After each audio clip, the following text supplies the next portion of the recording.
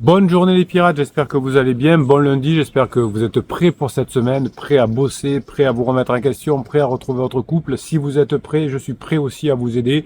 Vous aurez tous les matins une vidéo à 7 heures. Vous aurez des lives à midi 30 pour vous aider à avoir toujours cette foi de travailler en vous et vous allez réussir à diminuer votre peur. Vous savez que la peur, c'est le leitmotiv de la semaine. Comment travailler sur sa peur, comment se libérer de la peur. C'est la formation de la semaine qui est sortie mercredi dernier.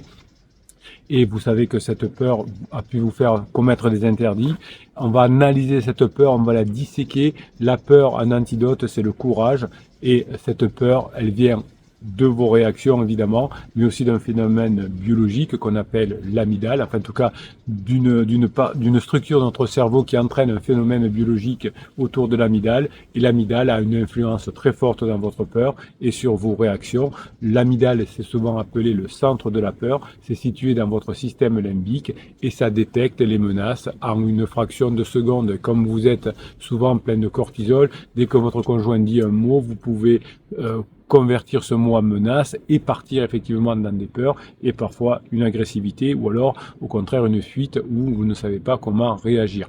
Votre amygdale traite rapidement les signaux sensoriels, le ton agressif de votre conjoint, le regard menaçant, le regard, comment dirais-je, pas le regard, le mot qui va être trop neutre, vous appelez au téléphone et votre conjoint vous dit à peine bonjour, tout ça reste des signaux d'alarme qui vont perturber votre cerveau. Évidemment, lors d'une dispute avec votre conjoint pendant la crise, l'amygdale va apprendre à interpréter un désaccord comme une menace pour la relation et va entraîner des peurs, des réponses disproportionnées d'abord chez vous, mais aussi peut-être chez votre conjoint, parce que vous savez que pendant la crise et peut-être la crise existentielle de votre conjoint, l'amygdale est surreprésentée dans le fonctionnement de votre conjoint.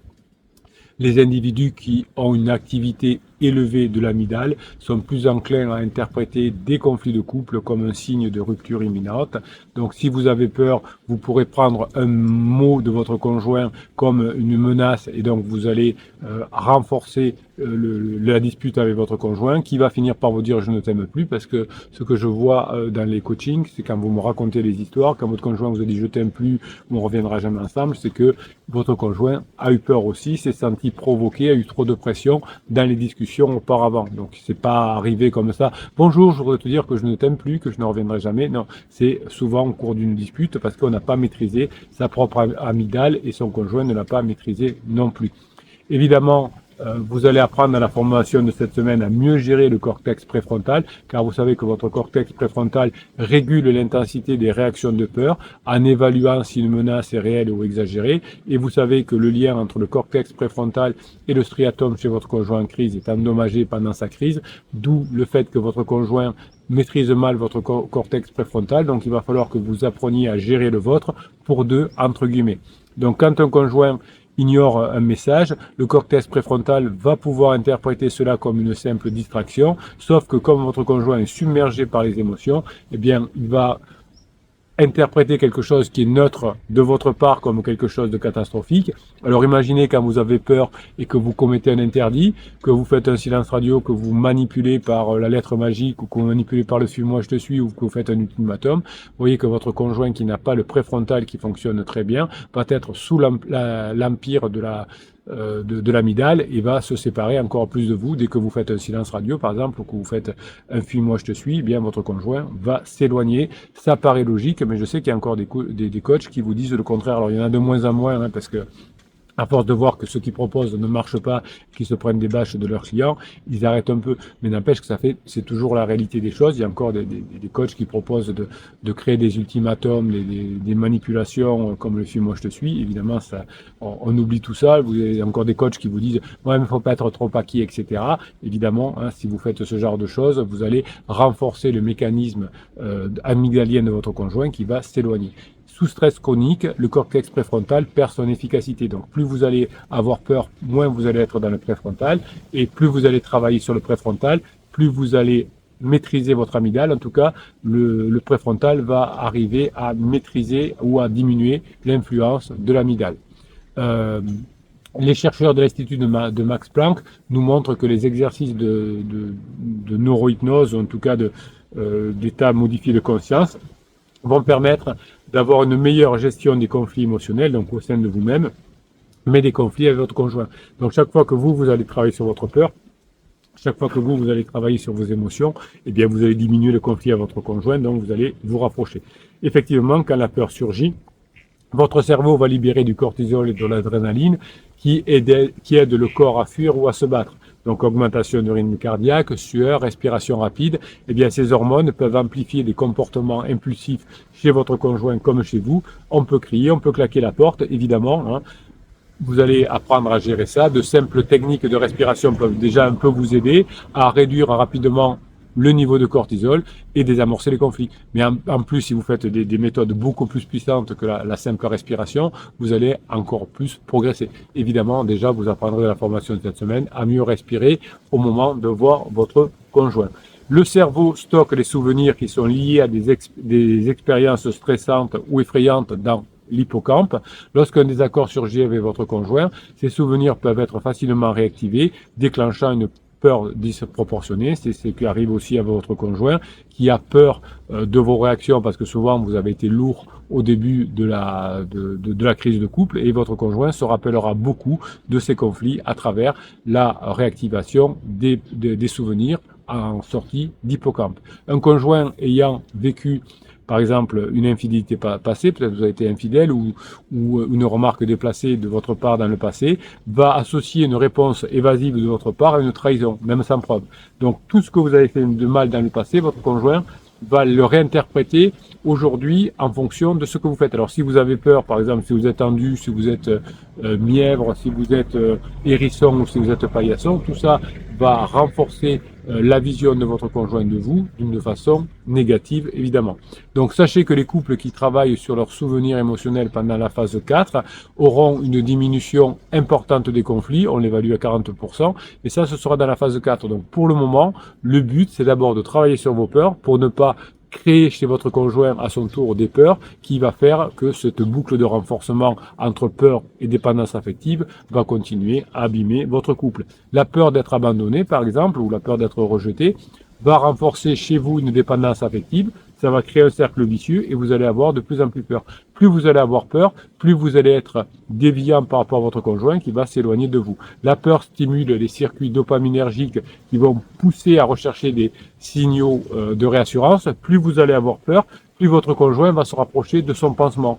Pansement adultère ou pansement de réassurance parce qu'il y a des personnes qui vont le rassurer en sortant, en faisant la fête, en lui disant qu'il est beau, qu'il est belle et le fait que vous ayez peur, ça va renforcer finalement le besoin de votre conjoint d'aller chercher de la dopamine ailleurs puisqu'il n'aura pas cette dopamine avec vous puisque vous allez être bloqué.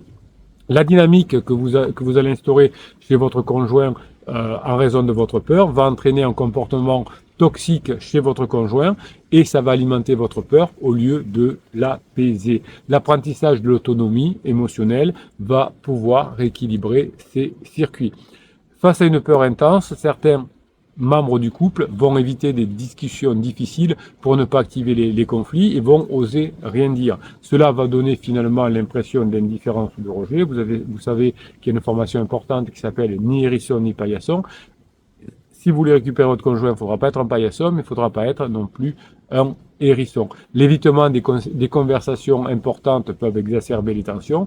Votre conjoint va avoir une discussion importante avec lui. Il faut l'accepter, mais dans des conditions acceptables. Pas maintenant, pas à la maison, pas sous l'émotion. On se fera un petit repas au resto. On en parlera tranquillement. Donc ne fuyez pas, n'évitez pas. Il y a des pirates qui n'ont pas compris qu'il faut affronter la situation et pas éviter, qui disent on en parlera plus tard, c'est pas le moment, et ça c'est un grave interdit.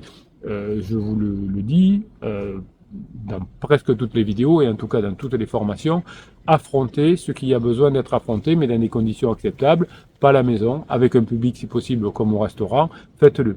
L'amygdale de votre cerveau pousse au retrait pour éviter la confrontation, ou alors l'amygdale est très suractivée et finalement va vous pousser à avoir une confrontation exagérée. Cette stratégie d'utilisation de l'amygdale et pas du préfrontal ne peut qu'aggraver les malentendus. Évidemment, la peur d'être blessé émotionnellement peut déclencher chez vous des réponses défensives, agressives, mais aussi chez votre conjoint.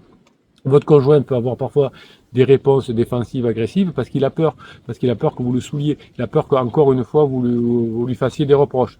Donc finalement, l'activité réduite du cortex préfrontal vont empêcher la régulation des impulsions. Donc dans la formation de la semaine, comme dans notre formation, je vous invite à travailler sur le cortex préfrontal. Comment faire en sorte qu'il puisse reprendre le contrôle de votre amygdale et gérer vos peurs. L'apprentissage de l'autorégulation par des techniques de respiration, de neurohypnose, de maîtrise de soi va réduire les agressions verbales que vous ferez vers votre conjoint, ou va aussi diminuer l'agression verbale de votre conjoint vis-à-vis de vous, parce que si vous avez moins peur, votre conjoint vous agressera moins. La peur d'être trahi pousse à surveiller votre partenaire, vérification des téléphones, questionnement insistant. Donc vous allez créer une angoisse chez votre conjoint au fur et à mesure que vous essayez de diminuer votre angoisse. Donc vous ne diminuerez pas votre angoisse en surveillant votre conjoint, par exemple, en disant à votre conjoint t'étais où, parce que ça va entraîner encore plus de retrait de votre conjoint, donc encore plus d'angoisse, puisque vous allez devoir encore rechercher pourquoi votre conjoint s'éloigne de vous. Donc la peur déclenche une surcharge d'activité dans le circuit des récompenses et tout ça va rendre des comportements addictifs de votre conjoint vis-à-vis de pansement. Votre conjoint aura besoin d'aller voir un pansement pour se calmer. Plus vous allez avoir peur, plus vous allez avoir un effet de méfiance mutuelle qui vont vous éloigner. Heureusement, le fonctionnement de l'attachement est là. Votre conjoint est toujours attaché à vous. Si vous faites ce qu'il faut, vous pourrez revenir ensemble. En revanche, des expériences liées de l'enfance vont influencer les réactions de peur face au rejet. Si vous vous êtes senti rejeté dans votre enfance, quand votre conjoint aujourd'hui va avoir des symptômes de rejet par rapport à vous, vous allez mal le prendre, vous allez beaucoup souffrir. C'est pour ça que vous allez d'ailleurs sauver votre couple aussi, parce que vos enfants qui vont se sentir rejetés par votre conjoint, qui vont se sentir abandonnés par l'un des deux membres du couple ou de ces deux parents qui n'auront pas fait ce qu'il faut pour revenir ensemble, auront aussi cette peur du rejet plus tard, auront aussi cette peur de l'abandon plus tard et le reproduiront dans leur propre couple. Le fait que vous ayez réussi en travaillant sur vous à récupérer votre couple fera que vos enfants seront beaucoup mieux aussi plus tard en disant « Oui, je me rappelle que papa et maman ont eu des soucis de couple, je me rappelle qu'ils s'engueulaient beaucoup, mais le travail qu'a fait papa ou le travail qu'a fait maman, la patience qu'a eu papa ou la patience qu'a eu maman, eh bien, a permis de sauver le couple. Donc pour moi aussi, je pourrais sauver mon couple. » Vous voyez, vous serez exemplaire pour vos enfants et vous serez d'ailleurs aussi exemplaire pour des amis qui sont en difficulté de couple en disant oui, regardez comment a fait le pirate ou la piratesse, elle a réussi en étant dans un bon fonctionnement à passer outre la phase de couple difficile et vous allez inspirer la société et grâce à vous, non seulement vous aurez récupéré votre couple, mais il y aura de plus en plus de couples qui vont rester ensemble après leur crise. Donc, la peur, effectivement, vous perturbe. Les formations vont vous permettre de mieux interpréter des situations neutres ou menaçantes en ayant le bon comportement. Le style d'attachement qu'a votre conjoint vis-à-vis de vous est là. Vous avez une formation sur les styles d'attachement. Peut-être que votre conjoint a un style d'attachement déviant, mais n'empêche qu'il y a toujours un attachement. Et quand vous aurez compris ça, ça va vous aider à désamorcer vos peurs irrationnelles. Alors le travail que vous faites dans chacune des formations va vous permettre d'apprendre à avoir une activité accrue dans ce qu'on appelle le cortex singulaire qui va favoriser l'empathie et les gestes de réparation après un conflit ou même d'éviter le conflit grâce à cette maîtrise du cortex singulaire. Par exemple, écrire une lettre à la main, non pas pour l'envoyer à son conjoint, mais pour calmer ses émotions, va vous permettre de réparer votre relation en activant les circuits de confiance. Ça, c'est mieux d'écrire quand on n'est pas bien avec sa main et un papier, de détruire et de mettre le feu, que d'écrire un mot sur le groupe Facebook des pirates en disant ça va pas, ça va pas, ça va pas, ça vous fait pas du bien. Vous prenez un scud d'ailleurs des autres pirates qui vous remettent dans le droit chemin, faites-le plutôt par écrit et brûlez évidemment. Les comportements liés au cortex singulaire vont vous permettre de réduire le stress post-conflit et de passer rapidement à autre chose évidemment. Les techniques de motivation, les techniques de respiration, les techniques de neurohypnose vont vous aider à réduire votre niveau d'anxiété. On va passer rapidement à ce que vous attendez le plus, c'est-à-dire le texte que je vous écris tous les jours pour que ce texte vienne remplacer votre voix intérieure pour avoir le bon mode de pensée. Répondre aussi, évidemment, c'est la deuxième chose que vous aidez, que vous adorez, c'est que je réponde à vos questions parce que ça vous aide également beaucoup. Ce que vous aimez également dans ces vidéos qui sont les vidéos du matin, qui sont des vidéos qui sont beaucoup plus scriptées qu'un live que je vous prépare en vous donnant énormément de valeur évidemment, vous allez petit à petit comprendre que vous pouvez y arriver, que si vous vous remettez en cause, si vous remettez votre façon de faire, vous allez pouvoir y arriver évidemment. Cette peur de l'inconnu, cette peur du couple, c'est un moteur intemporel chez l'être humain. La peur de l'inconnu, c'est l'un des thèmes les plus anciens, les plus persistants de la littérature. De l'Odyssée d'Homère, où Ulysse affronte des monstres mythologiques, à la route de Cormac McCarthy, où l'inconnu post-apocalyptique terrifie les personnages. Cette peur transcende les époques. C'est normal que vous ayez peur. La littérature utilise l'inconnu comme un miroir des angoisses humaines. Donc votre inconnu pour savoir quand vous allez passer dans la phase 4 du couple, finalement, vous fait mal aussi. Un roman de l'auteur japonaise Sayaka Murata, qui s'appelait Terre étrange et nouvelle, a revisité ce thème de la peur avec une perspective futuriste, explorant la peur de l'identité, de la perte de l'identité dans une société. Eh bien, c'est ce que vit votre conjoint peut-être aujourd'hui, c'est qu'il a peur de l'avenir. Mais dans la littérature, on apprend aussi que la peur, c'est un catalyseur de transformation. Je vais y arriver. La peur agit souvent comme un levier de transformation. Ça va forcer les personnages dans la littérature à évoluer. Par exemple, dans L'étranger de Camus, on utilise la peur de l'existence pour révéler la complexité de l'humanité. Si on prend l'écrivain mexicain Bernardo Fernandez, qui a écrit Feral, il propose une relecture moderne du concept de la peur, où la peur, même la peur de la technologie, peut conduire à quelque chose de brutal.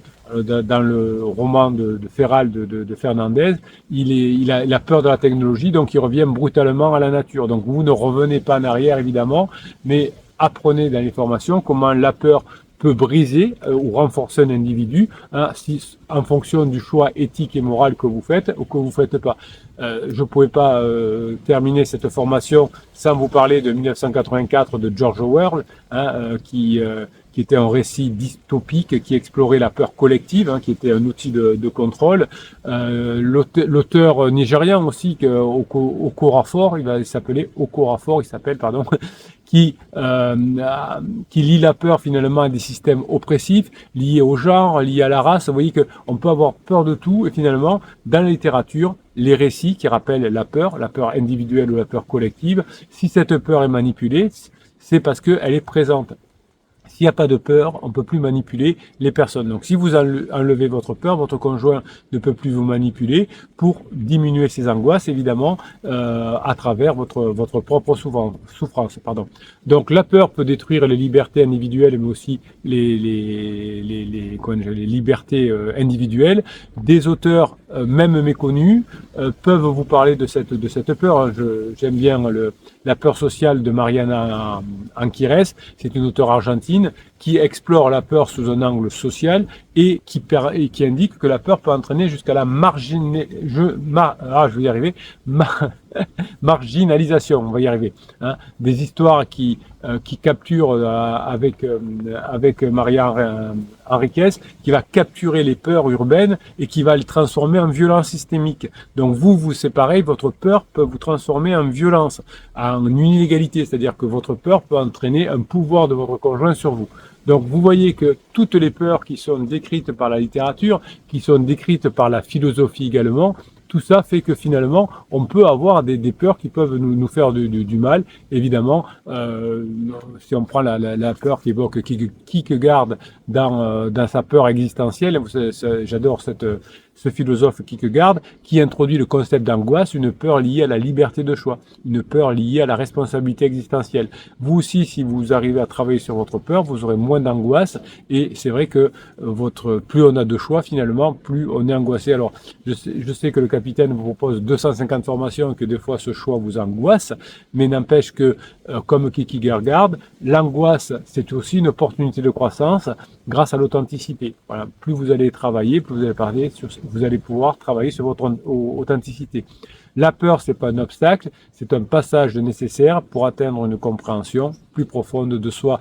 La littérature, les neurosciences, la philosophie, tout vous dit la même chose. Travaillez sur vos peurs. Sinon, si vous avez peur, d'autres personnes peuvent avoir un pouvoir sur vous. Allez, on va passer dans les questions des pirates et ensuite on terminera par le texte qui va vous redonner cette grinta, qui va transformer votre voix intérieure parfois défaillante en quelque chose de beaucoup plus puissant. Alors, message de Manille Mondo. Je suis maman solo depuis 2 ans maintenant, suite à la crise de mon mari qui dure depuis plus de 4 ans. Oui, il y a des crises qui durent, qui peuvent durer. Alors, c'est pas tendu 100% du temps, hein, mais ça peut être tendu beaucoup si on ne sait pas la gérer. Ça peut durer plusieurs mois, voire plusieurs années, évidemment. Ce n'est pas mon choix d'être solo, ni le divorce d'ailleurs. Je n'ai pas d'autre choix que d'avancer, malgré les sales coups que continue à me faire mon ex-mari. Oui, alors là, on voit quand même que pour Manille Mondo, il y a des choses positives. Je dois continuer à avancer. Je ne sais pas si ça veut dire je dois continuer à avancer comme je suis aujourd'hui, ou si ça veut dire je dois continuer à avancer dans mon changement. Si c'est je dois continuer à avancer dans mon changement, il y a plus de choses. Oui, être solo, c'est la galère, parce que personne n'a dit que c'était facile pour les enfants. Il faut absolument tout gérer, penser à tout, courir partout, en plus de nos journées de travail à effectuer toute la semaine, les tâches ménagères, les courses et les repas. Oui, donc ça doit donner envie de se former, d'apprendre et de ne pas arriver dans cette situation-là. Pour l'instant, mon mari est défaillant. Il faut prendre tout ça en charge en faisant le boulot de 2 personnes pour un. Oui, c'est pour ça que ça vaut vraiment le coup, vous voyez, de pas lâcher, de faire ce qu'il faut, on est de tout cœur avec vous, hein, Mani, faites ce qu'il faut et on va vous aider évidemment à avancer. Oui, on peut apprendre effectivement, hein, chaque jour davantage. On peut progresser. Alors, on va prendre une autre question. Celui-là, je vous l'ai dit déjà.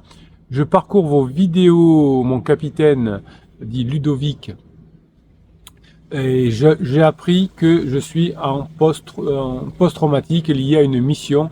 J'ai pris un éclat d'obus en Afghanistan et je suis un ancien membre des forces spéciales air. Le problème, c'est qu'il y a 20 ans de ça et je n'ai pas été soigné mentalement, juste physiquement. Oui, c'est vrai qu'il y a 20 ans, les neurosciences étaient moins avancé qu'aujourd'hui. Il y a une trentaine d'années, c'était la PNL. Enfin, on soignait les post-traumatiques avec la PNL. Aujourd'hui, à part quelques coachs qui derrière-garde qui continuent à parler de la PNL, plus personne ne parle de la PNL. Ensuite, on a eu le début des neurosciences. Et aujourd'hui, on a beaucoup avancé là-dedans, effectivement, notamment avec les états modifiés de conscience. Là, ça fait 2 mois que je suis renfermé sur moi-même. Il y a eu effectivement un élément déclencheur de tout ça. J'aurais aimé pouvoir discuter de tout ça avec vous. Il y a les coachings qui sont faits pour ça, de mon histoire qui mérite d'être attendue. J'ai besoin d'aide. Eh bien, on sera là. Prenez un coaching, évidemment, et je vais vous aider. Alors, le MDR peut vous aider aussi, hein, sur le choc traumatique. On a des bons résultats. Donc, allez-y, prenez un coaching et je vais vous aider. Évidemment, on ne laisse pas une personne comme ceci. Allez, on va passer sur la dernière partie, sur le petit texte que vous attendez tous, entre guillemets, et qui va vous aider évidemment à progresser et à mettre en place plus facilement les formations. Vous savez que quand on a cette petite voix négative, parfois c'est je vais pas y arriver, j'ai des doutes, pourquoi mon conjoint fait ça, etc. Donc ça vous aide pas. Voilà le petit type de voix que vous allez avoir dans votre tête. Vous pouvez écouter ce texte plusieurs fois, ça vous fera du bien. Je sais que je ne suis pas invincible, que je peux être blessé, que je peux tomber, mais je me relève toujours, plus déterminé encore, plus fort, plus forte.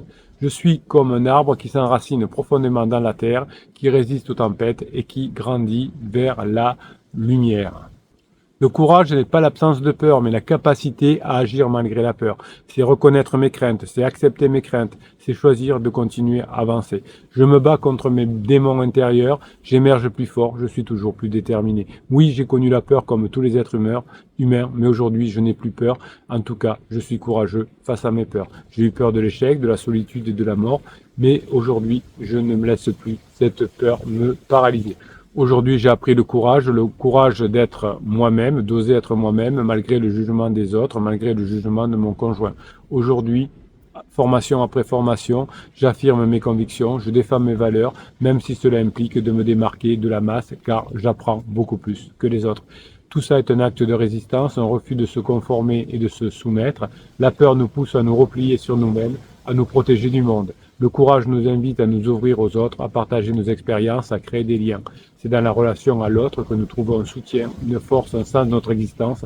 Merci aux pirates d'être là tous les jours. Merci aux capitaines. Chaque jour est une nouvelle occasion de faire preuve de courage. C'est oser parler en public, demander une augmentation, dire à mon conjoint un compliment, dire à mon conjoint ce que je pense, raconter à mon conjoint une histoire. Tout ça peut mettre fin à la relation toxique avec mon conjoint. Tout cela peut me rapprocher de mon conjoint.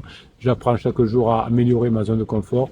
J'apprends chaque jour à agrandir ma zone de confort. Chaque jour, j'explore de nouveaux horizons. Chaque jour, j'apprends de nouvelles compétences. Le courage, c'est un muscle qu'on peut entraîner. Plus on l'utilise, plus il se développe. Alors, n'ayez pas peur d'avoir peur, mes amis. Ayez le courage de la surmonter. Je suis plus fort que je ne le pense. Je suis capable de réaliser des choses extraordinaires. Quand j'ai peur, je travaille sur moi. La peur, c'est une comédie habile. La peur se drape de mille costumes, du vertige au ridicule, pour mieux nous paralyser. Mais moi, je suis un metteur en scène et je connais ses ficelles. Quand la peur pointe le bout de son nez, je lui offre un rôle secondaire, un petit rôle de figurant dans le grand spectacle de ma vie. Quand j'ai peur, je sais ce qu'il me faut faire, je ne m'affole pas, je ne me laisse pas submerger par ces baguelettes d'émotions. Je sais prendre du recul, j'observe la situation avec le détachement d'un spectateur privilégié, puis, avec un sourire en coin, je décide de la suite des événements. La peur, c'est comme un chien enragé. Si on lui montre qu'on a peur, il fonce. Mais si on lui fait face avec assurance, il finit par se recroqueviller. Aujourd'hui, je mets de la légèreté dans ma vie. La vie est une comédie et nous en sommes les acteurs principaux. Pourquoi prendre au tragique ce qui n'est qu'une farce? Le rire est le meilleur remède contre la peur. Il dégonfle les drames, relativise les problèmes et nous rappelle l'essentiel. Profitez de chaque instant. Voilà, écoutez mes pirates adorés, passez la journée que vous méritez. On se retrouve de l'autre côté dans la formation sur la peur. Elle était nécessaire que je vous la fasse. Il y avait une formation sur la peur précédente qui avait plus de 3 ans. Donc les neurosciences ont avancé, vous allez avancer aussi. Je vous kiffe et je vous kiffe grave. Passez la journée que vous méritez.